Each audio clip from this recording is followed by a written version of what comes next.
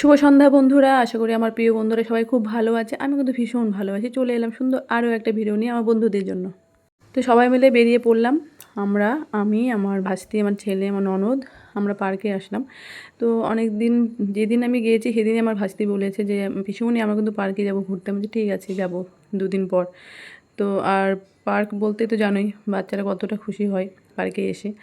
আর এসে এত সুন্দর ঝর্ণা, তো দেখে তো মন ভরে গেল। সত্যি পার্কটা খুব সুন্দর। এর আগেও আমরা এসেছি অনেকবার।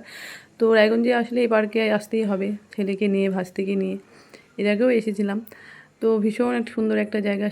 এত সুন্দর একটা জায়গায় এসেছি, আর সেটা বন্ধুদের সাথে শেয়ার করবো না সেটা তো হয় না। তো যেহেতু বৃষ্টি হয়েছিল তো সেই জন্য একটু জল জল ছিল। আর দোলনা পেয়ে তো ভীষণ খুশি ওরা। সাধারণত আমরা হাউস ওয়াইফ যারা, তাদের তো সংসারের কাজ করে কোনো কিছু একটা কাজ করতে হয়, তো অনেকটাই টাফ হয়ে যায়। তো এদিকে যেহেতু আমি একটা সিস্টেমের মধ্যে আছি, ওই কাজটা করতে হয়। আর অনলাইনেও কাজটা, যেহেতু ফেসবুকেও কাজ করছি, তো একটু যদি 19-20 হয়ে যায়, কোনো দিন হয়তো অ্যাক্টিভ থাকতে পারলাম না, তারপরে দিন দেখি সব কিছু লাল হয়ে গেছে। তো যাই হোক, হাল ছাড়বো না যতদিন না সাফল্য আসছে। এবারে আমরা চলে যাচ্ছি সবাই মিলে পার্কের ওই দিকটা।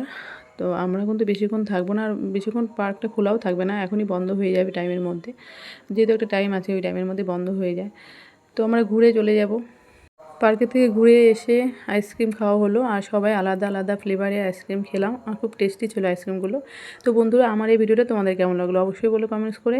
সবাই ভালো থেকো, সুস্থ থেকো, পরিবারের সবাইকে ভালো রেখো। টাটা।